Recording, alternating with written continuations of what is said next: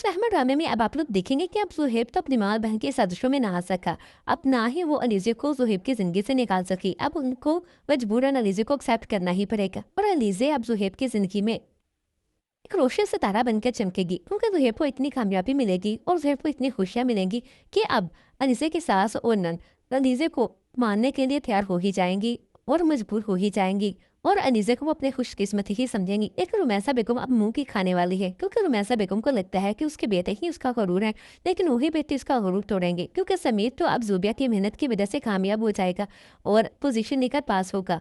और आलिम साहब मजबूर हो जाएगा ये मानने के लिए कि ज़ूबिया की मेहनत से ही समीर पास हुआ है। लेकिन बड़ा बेटा जो डॉक्टर बन रहा है वो तो ऐसा डॉक्टर बनकर सामने आएगा कि आलिम और रुमैसा बेगम के मुंह बंद हो जाएंगे, वो किसी को बात करने के काबिल नहीं रहेंगे। जुबैदा को उसकी तबीयत पर उंगलियां उठाते थे, ताने देते थे। अब ये रुमैसा बेगम खुद किसी से नजर मिलाने के काबिल नहीं रहेगी जब उसका बड़ा बेटा चोर बनकर सबके सामने आएगा और जेल जाएगा और आलिम साहब को दर बदर की ठोकरें खानी पड़ेगी उसे छुड़वाने के लिए। तभी जाकर अब आनिम साहब की आंखें खुलेंगी कि बेटों के लालच में उसने बेटी को हमेशा खामोश किया और वही बेटियां उसका फखर नहीं थी, उसका सहारा नहीं थी। जिन बेटों को वो सब कुछ समझता रहा वो बेटे तो खाक निकले, उन्होंने तो उसकी इज्जत ही रुसवा करके रख दी। इसके बाद अब आलिम साहब मजबूर हो जाएगा जुबैदा बेगम और अपनी बेटी से माफी मांगने के लिए। तो व्यूअर्स, रहमान ड्रामा आप लोगों को कैसा लगता है अपने कमेंट सेक्शन में लाजमी दिया करें। हमारी वीडियो पसंद आई तो वीडियो को लाइक करके दोस्तों के साथ जरूर शेयर करें।